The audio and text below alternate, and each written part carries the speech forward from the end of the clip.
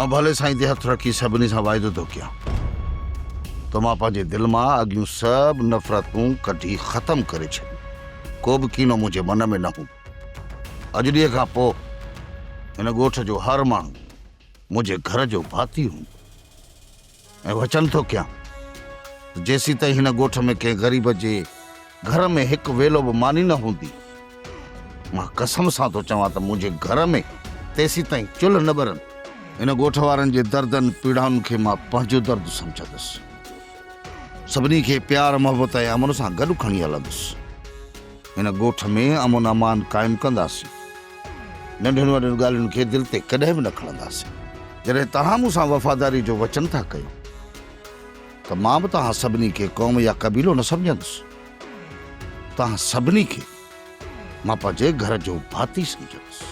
मां वाइदो थो कयां त हिन ॻोठ जी अॼु ॾींहं खां पोइ हर कारी राति ख़तमु थी वेंदी ऐं सुबुह जो सिजु असांजे लाइ मोहबतूं अमन ऐं प्यार जा नवां पैगाम खणी उभरंदो इंशाअल्लाह।